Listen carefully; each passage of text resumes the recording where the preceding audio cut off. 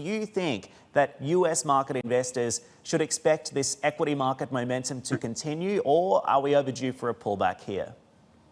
Good morning, Deanna. Good morning, Kingsley. I think that you have to look at what you got. Right now, the markets are being more dictated by the monetary policy from the Fed.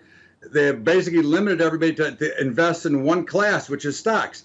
Now, I think there's going to be a correction. I mean, I will guarantee we'll get at least a 3% sell-off, which we haven't had in 2 years, since February of 2016. But at the end of the day, the markets will go up until they're not going to go up anymore. And as long as this monetary policy remains only favorable to one class, which is stocks, they could go higher. Now, I am not buying here myself.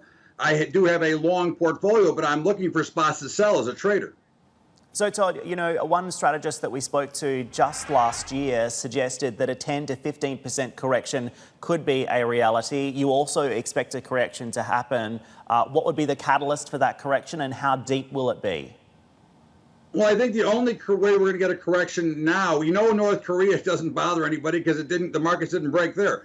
The terrorist attacks don't bother me. It's going to be some sort of black swan event that will drive the markets lower and create some fear. You know, we've had the volatility index at all-time lows for almost the last quarter of the year. So it'll be some event, and I think when the correction does come, I think it will be much deeper. As the rally was much bigger going up, I think the correction will be much deeper. And I still see possibly around 2,000 when it does correct. But we have to remember as investors that the markets do go up 8% year over year. Just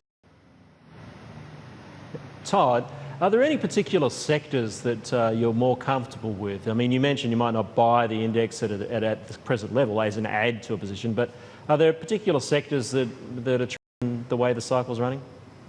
Well, I think you still have to be a big fan of financials in here, because if we do get some rate hikes, if we get what we're looking for, then that's going to be very positive for the banks. You know, we haven't had any true liquidity in lending since before the housing crisis. So if we can get some real lending, which would allow the small businessman to step back in, I think that becomes very bullish for the financials. I think some of the natural resources, you know, anything involved in grains, corn, wheat, soybeans, I mean, those products are so overdone to the downside that I'm actually buying the direct futures myself as if I would buy a stock. I think that those are unbelievable plays in this area here. So that's where I'm looking to put my money this year going into 2018 for now.